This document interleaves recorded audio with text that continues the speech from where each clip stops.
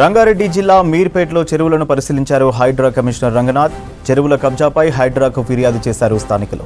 దీంతో irrigation, revenue అధికారులతో కలిసి మీర్పేట్ మున్సిపల్ కార్పొరేషన్లో పర్యటించారు హైడ్రా కమిషనర్ రంగనాథ్.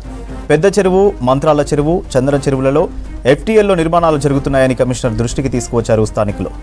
గతంలో ఎన్నో ఫిర్యాదులు చేసినా ఎవరూ పట్టించుకోకపోవడంతో హైడ్రాను ఆశ్రయించామన్నారు స్థానిక కార్పొరేటర్లు. FTL పరిధిలో ఎన్ని నిర్మాణాలు చేసినా తొలగిస్తామని హామీ ఇచ్చారు కమిషనర్ రంగనాథ్.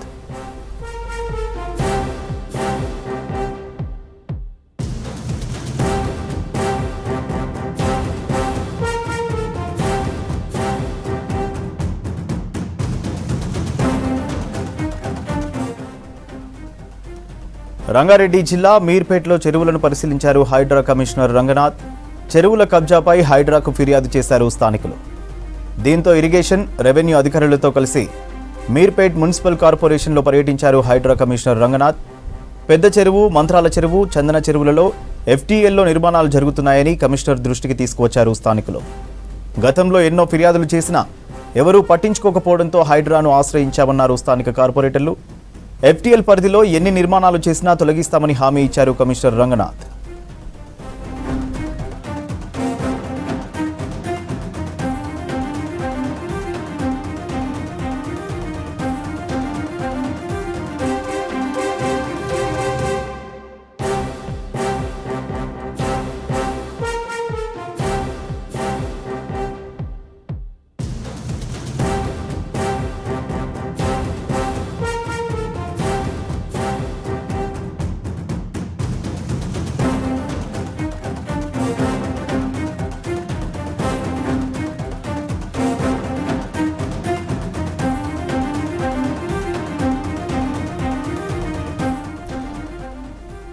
రంగారెడ్డి జిల్లా మీర్పేటలో చెరువులను పరిశీలించారు హైడ్రా కమిషనర్ రంగనాథ్. చెరువుల కబ్జాపై హైడ్రాకు ఫిర్యాదు చేశారు స్థానికులు.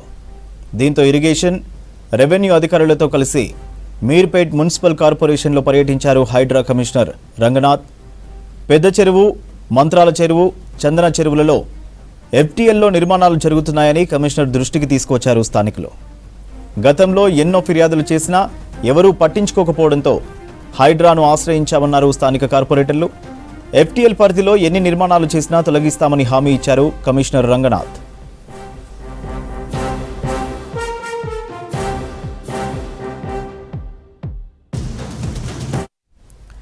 సెక్రటేరియట్ ఆవరణలో తెలంగాణ తల్లి విగ్రహానికి భూమి పూజ చేయడం తన అదృష్టమన్నారు సీఎం రేవంత్ రెడ్డి. 10 ఏళ్లు అధికారంలో ఉండి గత పాలకులు ఎక్కడా తెలంగాణ తల్లి విగ్రహం ఏర్పాటు చేయలేదని మండిపడ్డారు. తెలంగాణ తల్లిని మరుగున పడేశారని ఫైర్ అయ్యారు సీఎం. అన్నీ మేమే అనే తరహాలో గత పాలకులు వ్యవహరించారని ఆరోపించారు. ఇక డిసెంబర్ 9న సంబురంగా తెలంగాణ తల్లి విగ్రహాన్ని ఆవిష్కరిస్తామని చెప్పారు రేవంత్. దసరా వరకు మంచి రోజులు లేకపోవడంతోనే హడావిడిగా ఇవాళే భూమి పూజ చేయాల్సి వచ్చిందన్నారు ముఖ్యమంత్రి.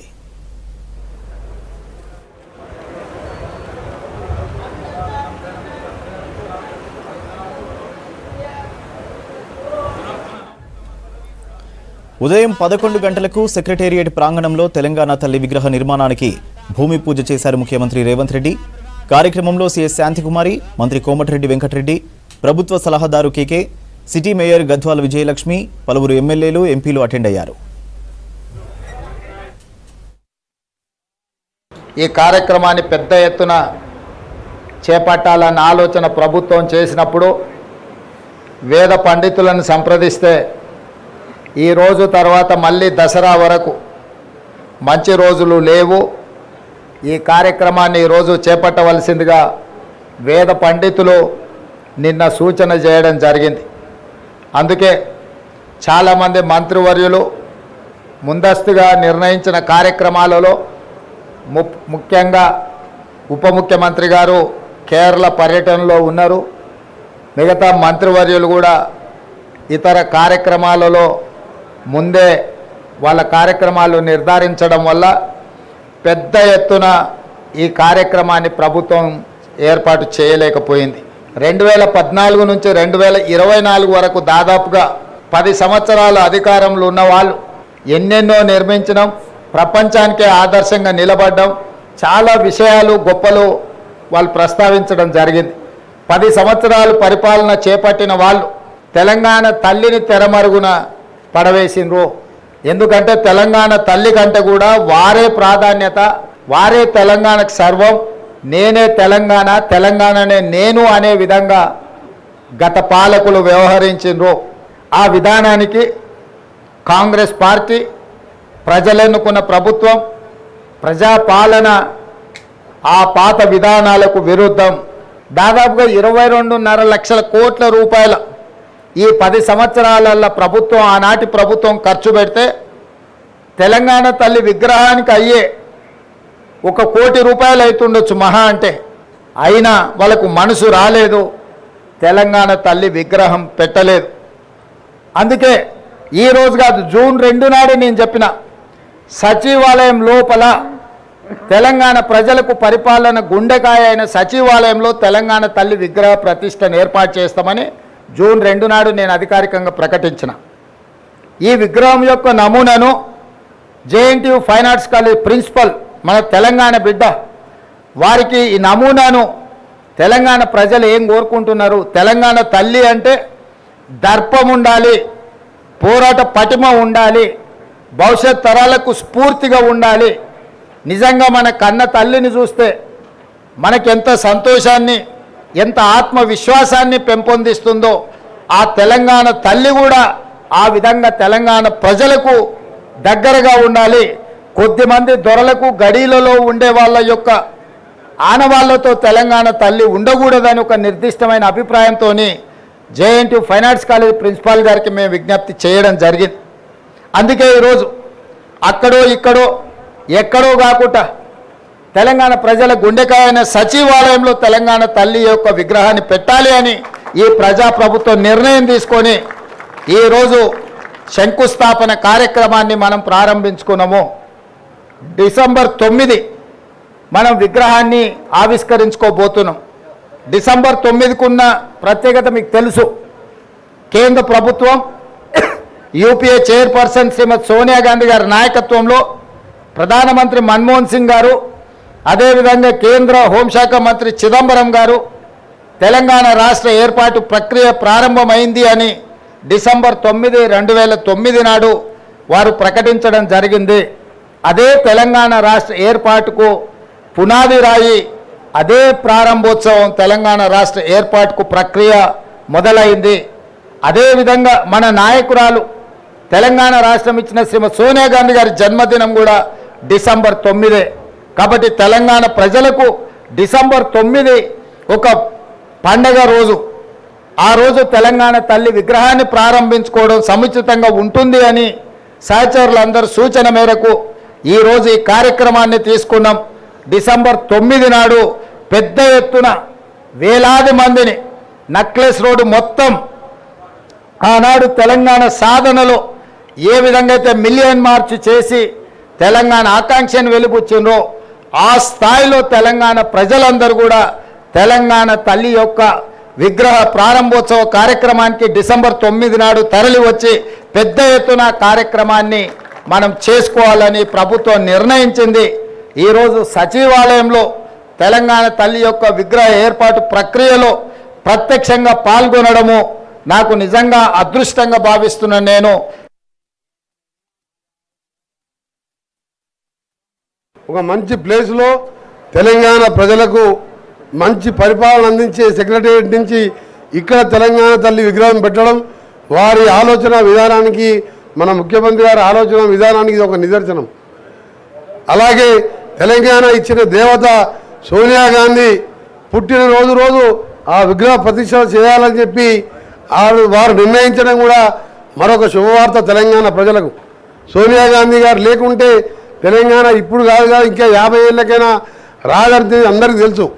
ఒక రాష్ట్రంలో పక్క రాష్ట్రంలో 20 స్థానాలు పార్లమెంట్ స్థానాలు ఉండి మొత్తం కోల్పోయి పార్టీని అయినా 6 దశాబ్దాల కోరిక నెరవేర్చిన సోనియా గాంధీ పుట్టినరోజు దాన్ని ప్రతిష్టాపన చేయాలని చెప్పి మా ముఖ్యమంత్రి గారు ఆదేశించడం, ఆ విధంగా మేము R&B శాఖ కూడా ఏర్పాటు చేసుకొని ముందుకు పోతున్నాం.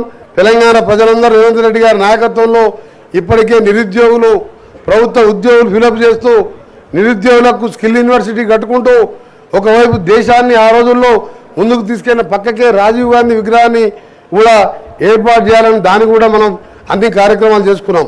ఈ సందర్భంగా తెలంగాణ ప్రజలందరూ కూడా మరొకసారి మా పరిపాలనని మా ముఖ్యమంత్రి గారు, మీ మంత్రులను, ఎమ్మెల్యేలు అందరం మీకోసం పనిచేస్తామని మరొకసారి తెలంగాణ తల్లిగా ప్రమాణం చేస్తూ మరొకసారి మీ అందరికీ కూడా మాకు పాలన అందించి 10 సంవత్సరాలలో 100 సంవత్సరాలు విధ్వంసం సృష్టిస్తే ఇవాళ 10 నెలల్లోనే రైతులను రుణవిముక్తి చేసిన మా గౌరవ ముఖ్యమంత్రి గారు నిజంగా దేశ చరిత్ర. ఎన్ఎస్ఐసి సహకారంతో వచ్చే 3-4 ఏళ్లలో 50,000 మంది యువతకు నైపుణ్య శిక్షణ అందిస్తామని తెలిపారు ఐటీ మంత్రి శ్రీధర్ బాబు. నైపుణ్యాభివృద్ధితో మధ్య, చిన్న తరహా, సూక్ష్మ పరిశ్రమలకు శిక్షణ పొందిన మానవ వనరులు అందుబాటులోకి వస్తాయన్నారు. సెక్రటేరియట్లో ఎన్ఎస్ఐసి తెలంగాణ పరిశ్రమలు, వాణిజ్య శాఖతో నైపుణ్య శిక్షణకు సంబంధించి ఎంఓయూ కుదిరింది. ఈ ఒప్పందంతో రాష్ట్రంలో చిన్న పరిశ్రమలు, ముడిసరుకు కొనుగోలు, ఉత్పత్తులకు ఎన్ఎస్ఐసి సహకరిస్తోందన్నారు మంత్రి. వచ్చే 10 ఏళ్లలో రాష్ట్రాన్ని $1 ట్రిలియన్ ఆర్థిక వ్యవస్థగా తీర్చిదిద్దడమే సీఎం రేవంత్ లక్ష్యమని, అందుకు అనుగుణంగా తాము ముందుకెళ్తామని చెప్పారు మంత్రి శ్రీధర్ బాబు.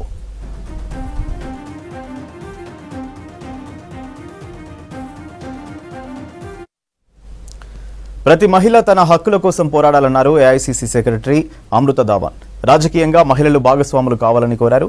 కీసరలోని బాల వికాస్లో ఏర్పాటు చేసిన కార్యక్రమంలో ఇతర రాష్ట్రాల ఇందిరా ఫెలోషిప్ సభ్యులు పాల్గొన్నారు.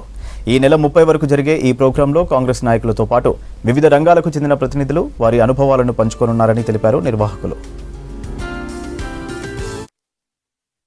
हमारा इंदिरा फेलोशिप कार्यक्रम है जो कि देश के हर कोने में चलाया जा रहा है. तेलंगाना में हमारे अलग अलग लेवल्स पे फेलोशिप के साथ जो पार्टिसिपेंट्स जुड़े हैं उन महिलाओं के साथ आज इंटरेक्ट करने का मुझे मौका मिला. ये लोग ने सभी विलेजेस में जाके एक क्लब फॉर्म करे हैं और उन महिलाओं को बाहर निकाला है जो कि वहाँ के लोगों की आवाज़ बन सकते हैं. तो ये एक तरह का एक्सचेंज प्रोग्राम है जिसमें हम महिलाओं को सिखाते हैं और उनसे कुछ सीखते हैं. और एक बहुत अच्छी टीम तैयार हो रही है देश भर में जिसमें महिलाओं को किसी स्क्रूटनी का हिस्सा नहीं बनना पड़ेगा. अगर वो चाहते हैं कि वो समाज के तौर पे बदलाव लाना चाहते हैं या राजनीतिक बदलाव लाना चाहते हैं या वो चर्चा चाहते हैं कि हमारे आसपास कोई चर्चा हो जो उनके अहम मुद्दे हों, उनसे जुड़ी बातें हों, तो ये एक तरह की कम्युनिटी है जो उन चीज़ों को आगे बढ़ाने का काम कर रही है. और मुझे बहुत खुशी है, हमारी ऑर्गेनाइज़र हैं स्टेट की सलाह सौजन्या, उनके जो है सानिध्य में कार्यक्रम किया जा रहा है. రాహుల్ గాంధీ గారు ఇందిరా ఫెలోషిప్ ఏర్పాటు చేయడం దేశంలో సమాజ నిర్మాణం కొరకు, సమానత్వం కొరకు ఈ దేశంలో ప్రజలు మహిళలందరూ ఒక స్వేచ్ఛగా రాజకీయాల్లో, ఆర్థికంగా అన్ని రంగాల్లో ముందుకు రావాలి మహిళలు అనేసి మరి ఇందిరా ఫెలోషిప్ ప్రోగ్రామ్ని ఏర్పాటు చేయడం, మరి నలుమూలల నుండి కూడా ఇందిరా ఫెలోషిప్లో చేరి ఈరోజు కార్యక్రమాన్ని ఇక్కడ నిర్వహించుకోవడం అనేది చాలా ఆనందంగా ఉంది. నిజంగా కాంగ్రెస్ పార్టీలో ఉన్నటువంటి మహిళలు చాలా చైతన్యవంతులయ్యారు. ఇప్పుడు మేము కూడా సైతం రాజకీయాల్లో 50% మేము కూడా రాబోయే రోజుల్లో ఈ దేశాన్ని ఇందిరాగాంధీ ఏ విధంగా అయితే పరిపాలన విధానాన్ని కొనసాగించారో ఆ సత్తా ఈ గ్రౌండ్ లెవెల్ నుంచి మొదలుకుంటే, సర్పంచ్ నుంచి మొదలుకుంటే దేశ రాజధాని దాకా మాకు పోయేటువంటి సత్తను కల్పించినటువంటి కాంగ్రెస్ పార్టీకి మేము ప్రత్యేక ధన్యవాదాలు తెలియజేస్తున్నాం. ఏ విధంగా అయితే కాంగ్రెస్ పార్టీ ఎప్పుడైతే మహిళా బిల్ ఎప్పుడైతే తీసుకొచ్చిందో ఏ కండిషన్స్లు పెట్టలే, కానీ ఈరోజు బీజేపీ ప్రభుత్వం కండిషన్స్ పెడుతుందన్నమాట. ఈరోజు కాదు, 15 సంవత్సరాలతో 10 సంవత్సరాలు అలాంటి కండిషన్స్ యాక్సెప్ట్ కాదు. మహిళా ఏదైతే ఉద్యోగాలలో వాళ్ళు ముందంజలో ఉన్నారు, చదువులలో ముందంజలో ఉన్నారు. సో ఆ విధంగానే మనం ఒకవేళ ప్రపంచ దేశాలతో పోటీ పడాలంటే మన మహిళలకు కూడా మన అసంటి గుర్తింపు ఇవ్వాలని ఈ పర్టికులర్ ప్రోగ్రామ్. రాష్ట్రంలో క్రీడలకు ప్రాధాన్యం ఇస్తున్నామన్నారు స్పోర్ట్స్ అథారిటీ చైర్మన్ శివసేనారెడ్డి. రేపు జాతీయ క్రీడా దినోత్సవాన్ని గ్రాండ్గా నిర్వహిస్తున్నామన్నారు. వచ్చే నెలలో గచ్చిబౌలి స్టేడియంలో జరిగే ఇంటర్నేషనల్ ఫుట్బాల్ కప్ బ్రౌచర్ను ఆవిష్కరించారు. 16 కోట్ల రూపాయలతో గచ్చిబౌలి స్టేడియాన్ని అధునాతనంగా రెనోవేట్ చేశామన్నారు. త్వరలోనే స్పోర్ట్స్ పాలసీని తీసుకొస్తామంటున్న సాడ్జీ చైర్మన్ శివసేనారెడ్డితో నరేందర్ ఫేస్ టు ఫేస్. గత 10 ఏళ్ళ తెలంగాణలో తెలంగాణ గవర్నమెంట్ వల్ల స్పోర్ట్స్ మాత్రం వెనుకడుగు వేసిందని చెప్పొచ్చు. ఇప్పుడు కొత్తగా వచ్చిన గవర్నమెంట్ క్రీడలకి పెద్ద పీట వేస్తుంది. ఇందులో భాగంగానే ఇటీవల గచ్చిబౌలి స్టేడియాన్ని పూర్తిగా రెనోవేట్ చేసింది. ఇక ముందు ఏం చేయబోతుంది ఒకసారి తెలుసుకుందాం. మనతో పాటు స్పోర్ట్స్ అథారిటీ చైర్మన్ శివసేనారెడ్డి గారు ఉన్నారు. ఒకసారి అడిగి తెలుసు. Hello sir. సార్, గత 10 ఏళ్ళ టీఆర్ఎస్ కావచ్చు, బీఆర్ఎస్ పాలనలో స్పోర్ట్స్ ఎక్కడా పట్టించుకున్న దాఖలాలు కనిపించలేదు. ఇప్పుడు మీరు ఏం చేయబోతున్నారు కొత్తగా? మీరు అందరికీ అంటే ఎక్కడా పట్టించుకున్న దాఖలాలు కాదు, పూర్తిగా దాన్ని కోమాలకు తీసుకొని పోయిన స్పోర్ట్స్ను.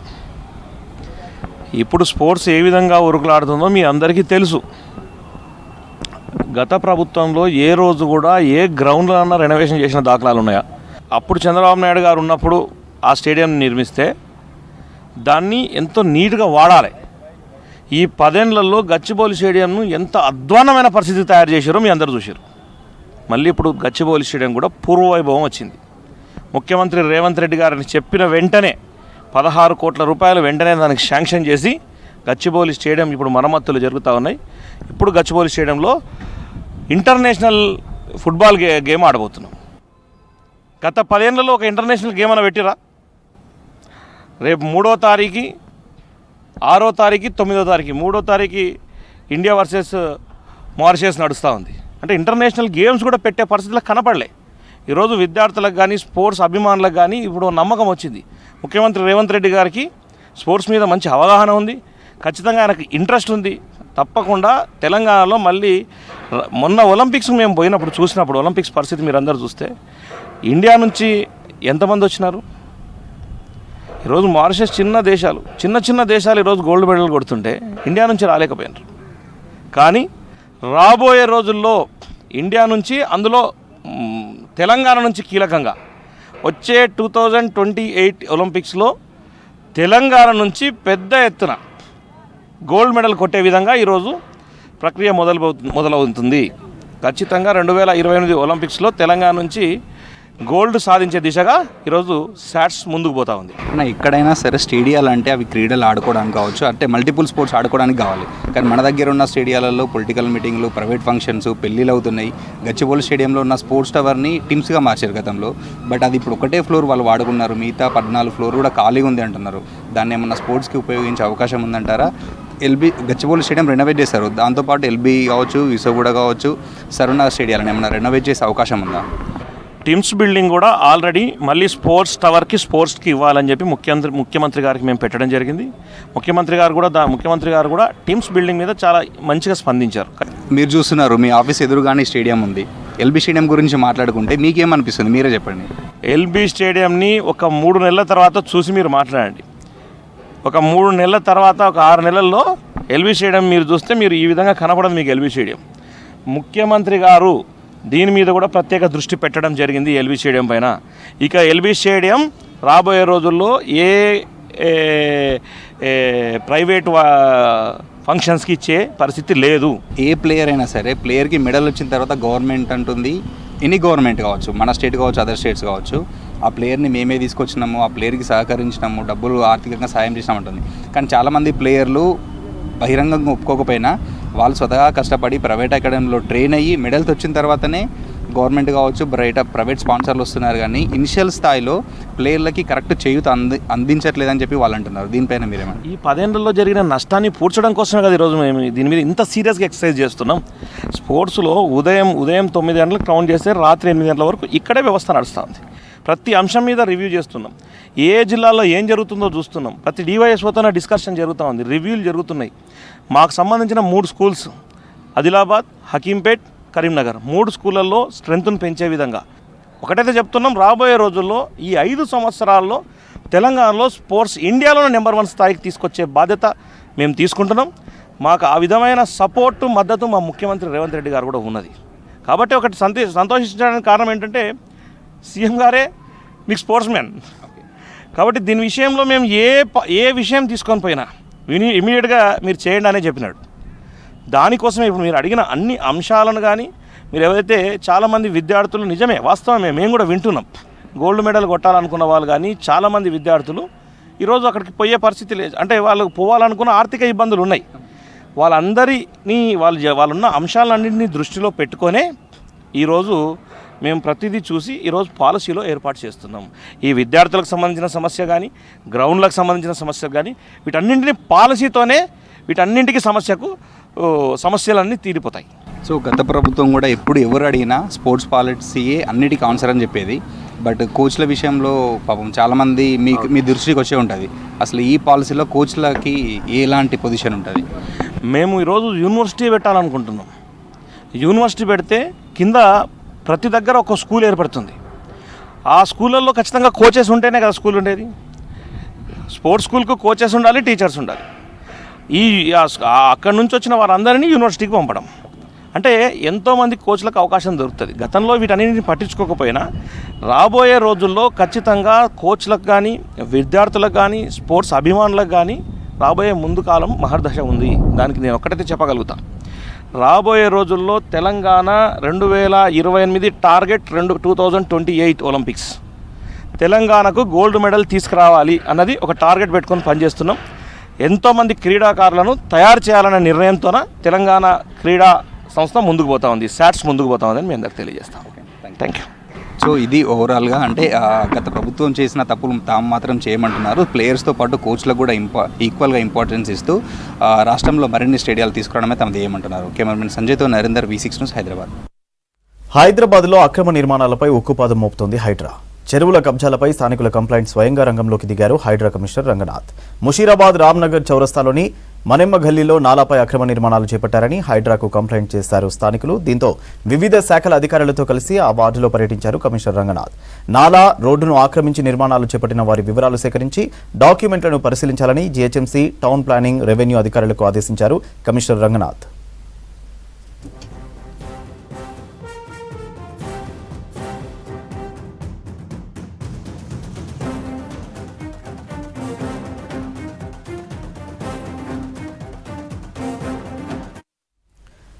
గ్రేటర్ హైదరాబాద్లో అక్రమ నిర్మాణాల కూల్చివేతలపై హైడ్రా వ్యూహాత్మకంగా ముందుకు సాగుతోంది. భారీ నిర్మాణాలను సైతం నేలమట్టం చేస్తోంది. చెరువులు, కుంటలు, ప్రభుత్వ స్థలాల్లోని అక్రమ నిర్మాణాలను చిట్టాను ఒక్కొక్కటిగా విప్పుతూ తన సత్తా చాటుతోంది. హైడ్రా ఏ రోజు ఎక్కడ కూల్చివేతలు చేస్తుందో తెలియక కబ్జాదారుల గుండెల్లో రైళ్లు పరిగెడుతున్నాయి. ప్రగతినగర్, ఎర్రకుంట, మాదాపూర్లోని ఎన్కన్వెన్షన్లో భారీ నిర్మాణాలు నేలకూలేదాకా పట్టువిడలేదు హైడ్రా. రానున్న రోజుల్లో మరిన్ని కూల్చివేతలు ఉండనున్నాయని అధికారులు చెబుతున్నారు.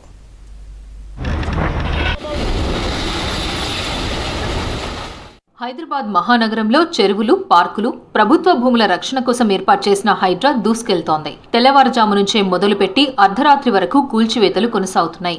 2 రోజులైనా సరే మొత్తం భవనాలను కొలాప్స్ చేసి గాని సిబ్బంది వెనుదిరగడం లేదు.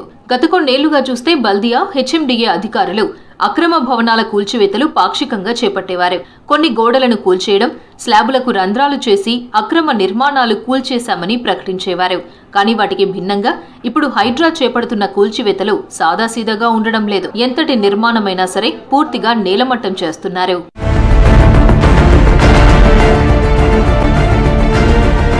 కూకట్పల్లి ఎర్రకుంట చెరువులో 2 రోజుల పాటు శ్రమించి 3 భారీ భవనాలను కూల్చివేశారు. సుమారు 10 కోట్ల విలువైన ప్రభుత్వ స్థలాన్ని స్వాధీనం చేసుకున్నారు. అలాగే రాజేంద్రనగర్ నియోజకవర్గం శాస్త్రీపురంలోని బూమ్రుకా ఉద్దవాల్ చెరువులో అక్రమంగా నిర్మించిన పలు భవనాలు, నిర్మాణంలో ఉన్న భవనంతో పాటు ప్రహరీ గోడలు, అక్రమంగా వేసిన లేఅవుట్లను కూల్చివేశారు. చెరువు FTLకు సంబంధించి 10 ఎకరాల భూమిని స్వాధీనం చేసుకుంది హైడ్రా. కుత్బులాపూర్, గాజుల రామారంలోని దేవేంద్రనగర్ చెరువు బఫర్ జోన్లోని 51 అక్రమ నిర్మాణాలు కూల్చివేశారు. మాదాపూర్, తుమ్మిడికుంట చెరువులో అక్రమంగా నిర్మించిన ఎన్కన్వెన్షన్ను 6 గంటలు శ్రమించి పూర్తిగా నేలమట్టం చేశారు. గడిచిన నెల రోజుల వ్యవధిలోనే హైడ్రా సుమారు 100 ఎకరాల విస్తీర్ణంలోని ఆక్రమణలను తొలగించింది. ఇలా ఆక్రమణల జాబితాను సిద్ధం చేసిన హైడ్రా కమిషనర్ రంగనాథ్ ఒక్కొక్కటిగా నేలమట్టం చేస్తూ కబ్జాదారుల గుండెల్లో రైళ్లు పరిగెత్తిస్తున్నారు. ఎక్కడ ఎప్పుడు కూల్చివేతలు మొదలు పెడతారో ఎవరికీ తెలియకుండా జాగ్రత్త పడుతూ ఇల్లీగల్ కన్స్ట్రక్షన్స్ పై ఉక్కుపాదం మోపుతోంది హైడ్రా.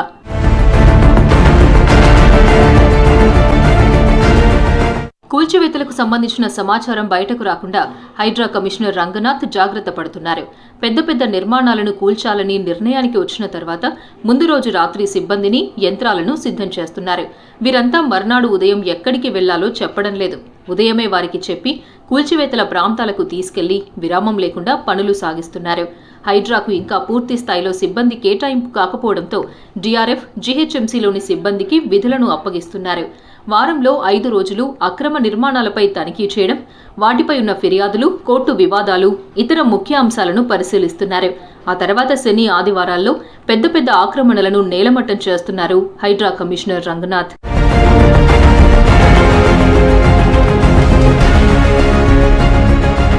కూల్చివేతలకు ముందే చెరువు FTL, బఫర్ జోన్లకు సంబంధించిన GHMC, టౌన్ ప్లానింగ్, నీటిపారుదల, రెవెన్యూ శాఖల అధికారులతో తనిఖీలు నిర్వహిస్తున్నారు. వారిచ్చిన నివేదిక ఆధారంగా నోటీసులు జారీ చేయడం, లేదంటే ఇప్పటికే నోటీసులు జారీ చేసిన నిర్లక్ష్యంగా ఉన్న నిర్మాణాలను కూలుస్తున్నారు. రానున్న రోజుల్లో భారీగా అక్రమ నిర్మాణాలను కూల్చివేసేందుకు హైడ్రా ప్రణాళికలు సిద్ధం చేసుకుంటోంది.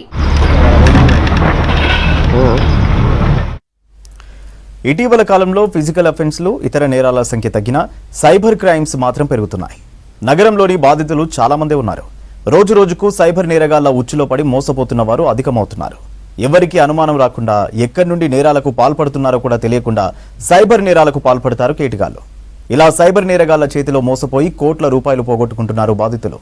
సైబర్ క్రిమినల్స్ చేతిలో చిక్కకుండా అప్రమత్తంగా ఉండాలని సూచిస్తున్నారు పోలీసులు.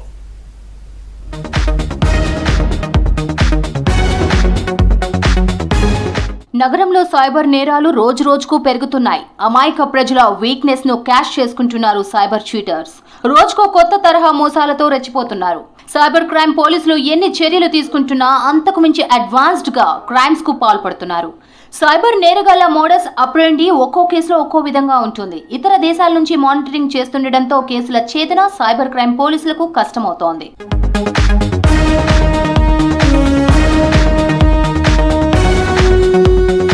సైబర్ నేరగాళ్ల ఉచ్చులో వృద్ధులు, రిచ్ పీపుల్, బాగా చదువుకున్న వారు ఉంటున్నారని గుర్తించారు పోలీసులు. వారిని ఈజీగా ట్రాప్ చేస్తున్నారు సైబర్ క్రిమినల్స్. సులభంగా మరింత ధనం సంపాదించాలనే అత్యాశతో సైబర్ నేరగాళ్ల ఉచ్చులో పడుతున్నారని పోలీసులు తెలిపారు. తక్కువ సమయంలో ఎలాంటి రిస్క్ లేకుండా డబ్బులు ఎక్కువ సంపాదించవచ్చనే ఉద్దేశంతో చదువుకున్న వారు సైబర్ చీటర్స్ చేతిలో మోసపోతున్నారు.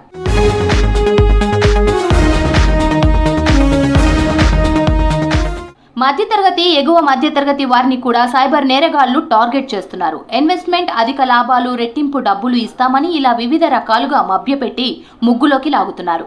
వారి మాటలు నమ్మవద్దని హెచ్చరిస్తున్నారు పోలీసులు. Law and order, Cheddi gang, Thar gang, rowdy షీటర్లను పట్టుకుంటాం కానీ సైబర్ నేరాలను అరికట్టాలంటే ప్రజల అప్రమత్తత, సపోర్ట్ ఉండాలని కోరుతున్నారు పోలీసులు. He was cheated to the extent of 61 lakhs. He was defrauded. ముందు ఫస్ట్ ట్రేడింగ్లో చిన్న అమౌంట్స్కి ప్రాఫిట్ చూపించి దాని తర్వాత అతన్ని పూర్తిగా నమ్మకంలోకి తీసుకున్న తర్వాత పెద్ద అమౌంట్స్ తీసుకొని ఆ తర్వాత they stop chatting and their cell phones also were switched off. రకరకాలుగా భయపెడతారు. ఏంటంటే మీ పేరు మీద ఏదో వచ్చింది, ఒక పార్సెల్ వచ్చింది అంటారు. ముందు ఆ పార్సెల్లో కాంట్రాబ్యాండ్ గూడ్స్ ఉన్నాయంటారు, డ్రగ్స్ ఉన్నాయంటారు, ఒకసారి వెపన్స్ ఉన్నాయంటారు, అమ్యూనిషన్ ఉన్నాయంటారు, లేకపోతే ఇంకా రకరకాల contraband, other band goods, money laundering ఫ్రాడ్లో మీరు ఇన్వాల్వ్ అయ్యారని చెప్పి, కాబట్టి ఇన్వెస్టిగేషన్ మీరు రావాలా అని చెప్పి కొన్ని ఫేక్ కేస్ ఫైల్స్, ఎఫ్ఐఆర్ కూడా ఫేక్ డాక్యుమెంట్స్ పంపించారు. హైదరాబాద్ కమిషనరేట్ పరిధిలో రోజుకు 2 కోట్ల రూపాయల వరకు సైబర్ క్రిమినల్స్ చేతిలో జనం మోసపోతున్నారు.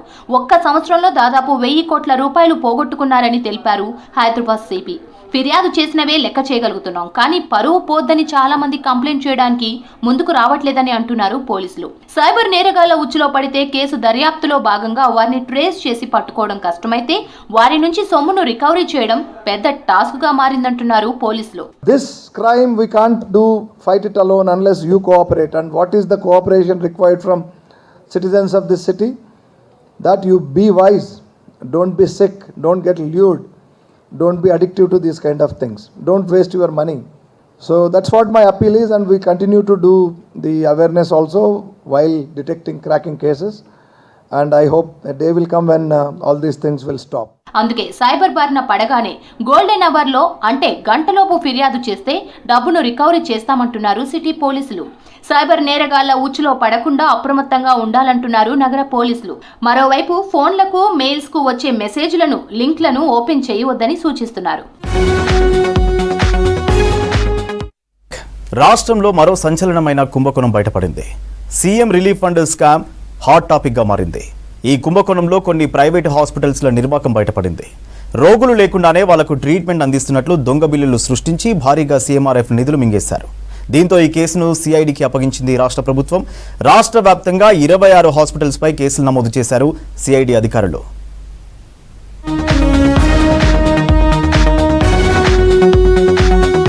రాష్ట్రంలో మరో కుంభకోణం వెలుగులోకి వచ్చింది. సీఎం రిలీఫ్ ఫండ్ పేరుతో పెద్ద మొత్తంలో అక్రమాలకు పాల్పడినట్లు అధికారుల విచారణలో తేలింది. మిర్యాలగూడలో బయటపడ్డ కేసులో తీగ లాగితే నమ్మలేని నిజాలు బయటకొచ్చాయి. సీఎం రిలీఫ్ ఫండ్ నగదు కోసం నకిలీ పేషెంట్లను తయారు చేయడంతో పాటు తప్పుడు బిల్లులు పెట్టి పెద్ద మొత్తంలో నగదు స్వాహా చేసినట్లు తేలింది. గతేడాది ఏప్రిల్ నెలలో సైఫాబాద్ పోలీస్ స్టేషన్ లో కేసు నమోదు కావడంతో దర్యాప్తు చేపట్టిన సిసిఎస్ పోలీసులు 4 నిందితుల్ని గుర్తించారు. ఆ తర్వాత రాష్ట్ర వ్యాప్తంగా ఈ స్కామ్ జరిగినట్లు గుర్తించాయి దర్యాప్తు సంస్థలు. రాష్ట్ర వ్యాప్తంగా పలు కార్పొరేట్ హాస్పిటల్స్ పై కేసులు నమోదు చేసింది సిఐడి. హైదరాబాద్, ఖమ్మం, నల్గొండ, కరీంనగర్, వరంగల్, మహబూబాబాద్ జిల్లాల్లోని 26 హాస్పిటల్స్ పై 6 కేసులు నమోదు అయ్యాయి. గతేడాది ఏప్రిల్ నుంచి పలు హాస్పిటల్స్ ఈ దందా చేసినట్లు ఎఫ్ఐఆర్ లో సిఐడి తెలిపింది. నకిలీ బిల్లులతో సీఎం సహాయ నిధి నుంచి డబ్బులు దుర్వినియోగం చేస్తున్నారనే ఆరోపణలు ఉన్నాయి. సచివాలయంలోని సీఎంఆర్ఎఫ్ అధికారి ఇచ్చిన కంప్లైంట్ మేరకు సిఐడి విచారణ చేపట్టింది. వైద్యం చేయకపోయినా అందించినట్లుగా రోగుల పేర్లతో మోసానికి పాల్పడినట్లు గుర్తించిన సిఐడి దర్యాప్తును ముమ్మరం చేసింది. సీఎంఆర్ఎఫ్ వ్యవహారంపై సీరియస్ అయిన రాష్ట్ర ప్రభుత్వం సిఐడి విచారణకు ఆదేశించింది. దీంతో సిఐడి 28 ప్రైవేట్ కార్పొరేట్ ఆసుపత్రులపై దాడులు నిర్వహించింది. పలువురు ఏజెంట్ల సహకారంతో సీఎంఆర్ఎఫ్ నిధులను మోసపూరితంగా పొందేందుకు నకిలీ పత్రాలను రూపొందించినట్లు విచారణలో తేలిందన్నారు అధికారులు. ఈ వ్యవహారం వల్ల రాష్ట్ర ప్రభుత్వానికి ఆర్థికంగా భారీ నష్టం కలిగిందని అధికారులు చెప్పారు.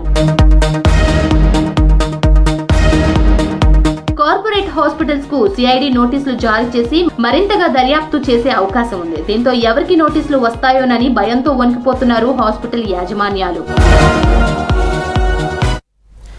కేంద్ర రాష్ట్ర ప్రభుత్వ ఉద్యోగాలు బదిలీల పేరిట అమాయక ప్రజలను మోసం చేస్తున్న ముఠా ఆట కట్టించారు రాచకొండ పోలీసులు. ప్రభుత్వంలోని ఉన్నత వ్యక్తుల పేర్లు చెప్తూ ఫ్రాడ్ చేస్తున్నట్లు గుర్తించారు. ఏకంగా ప్రభుత్వ సలహాదారు వేం నరేందర్ రెడ్డిని మాట్లాడుతున్నా అంటూ ఫోన్లు చేసి బురిడి కొట్టించింది ఈ కన్నింగ్ గ్యాంగ్. 6 సభ్యులతో కూడిన ఈ గ్యాంగ్ను అరెస్ట్ చేశారు పోలీసులు.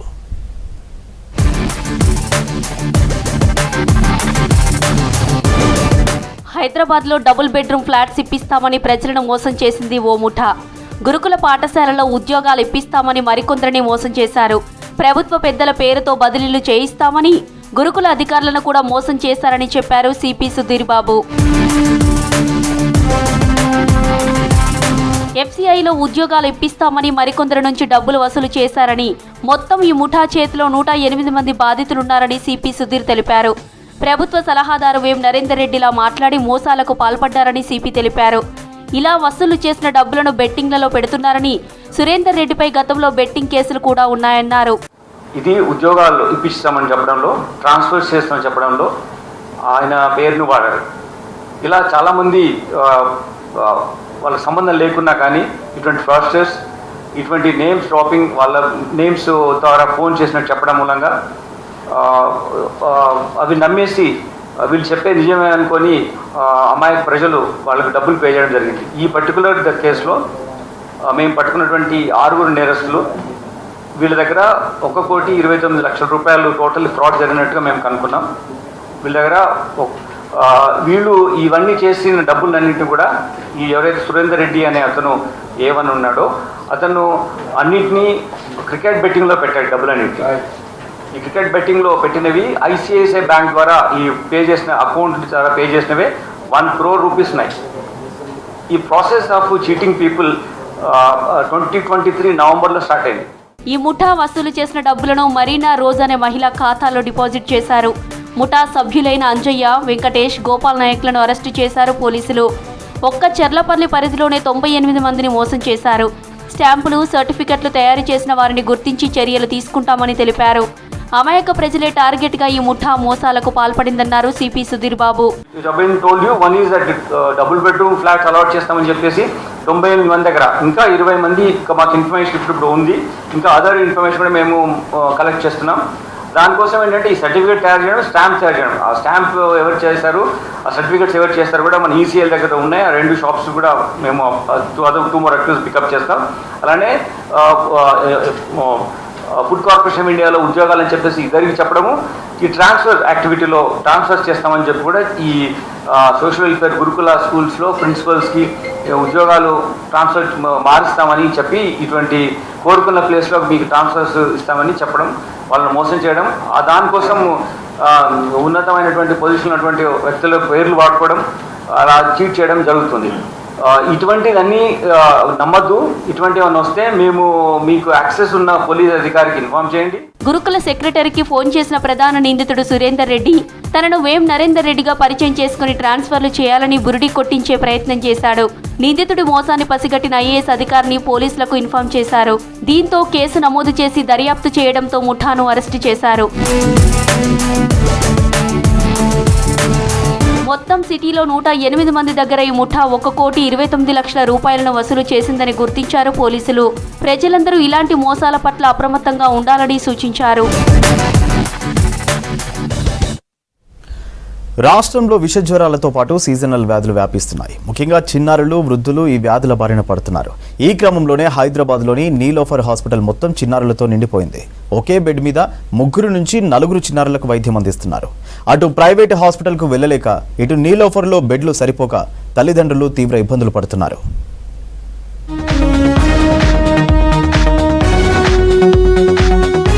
వర్షాకాలం నేపథ్యంలో రాష్ట్రంలో విష జ్వరాలు విజృంభిస్తున్నాయి. ప్రధానంగా చిన్నారులు ఈ సీజన్లో వ్యాధుల బారిన పడుతున్నారు. ఏ హాస్పిటల్ చూసినా చిన్నపిల్లల వార్డులన్నీ నిండిపోతున్నాయి. హైదరాబాద్లోని నీలోఫర్ హాస్పిటల్లోని ఎమర్జెన్సీ వార్డుల్లో కూడా బెడ్లు సరిపోక రోగులు తీవ్ర ఇబ్బందులు ఎదుర్కొంటున్నారు. ఒకే బెడ్డుపై 3-4 పిల్లలకు వైద్యం చేస్తున్న పరిస్థితి ఉంది. దీంతో ఒకరి జబ్బు మరొకరికి వచ్చే ప్రమాదం ఉందని తల్లిదండ్రులు ఆవేదన వ్యక్తం చేస్తున్నారు. మరోవైపు ఎమర్జెన్సీ వార్డుల్లో బెడ్లు లేక పిల్లలను తమ ఒళ్ళో పడుకోబెట్టుకొని మరీ చికిత్స ఇప్పిస్తున్నారు చిన్నారుల తల్లిదండ్రులు. అయితే ప్రైవేట్ హాస్పిటల్లో దోపిడీతో పోలిస్తే నీలోఫర్ చాలా బెటర్ అంటున్నారు రోగుల తల్లిదండ్రులు. ఫీవర్, కాఫ్, కోల్డ్, మళ్ళీ కొంచెం ఇన్ఫెక్షన్ అనేది పెరిగింది. పాపకి అడ్మిట్ అన్నారు. అయితే ఇంకా 2 days చూసేసి మళ్ళీ అడ్మిట్ చేద్దామని చెప్పేసి వచ్చాం.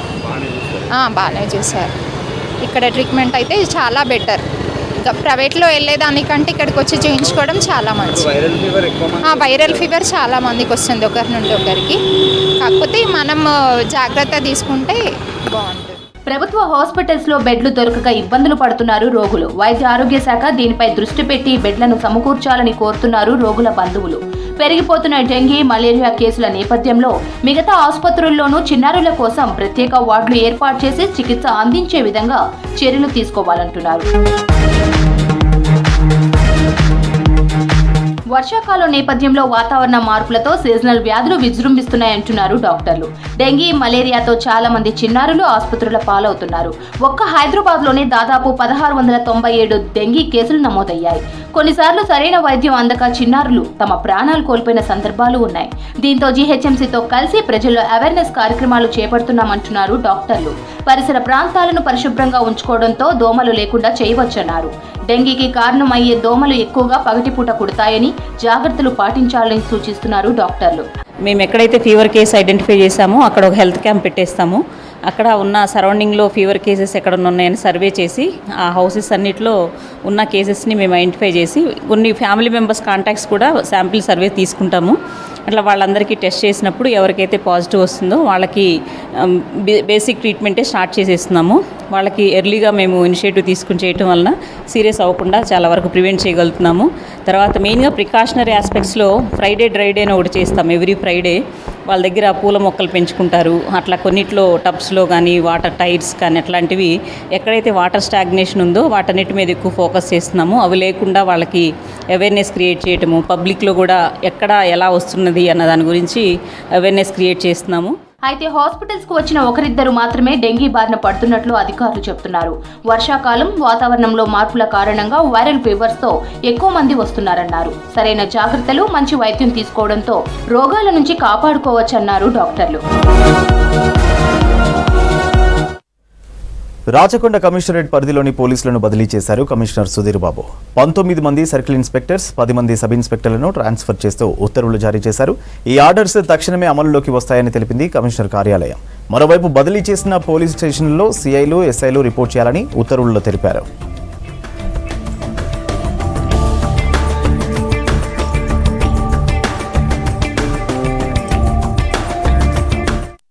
ఇవి Hamara Hyderabad updates. Keep watching V6 news.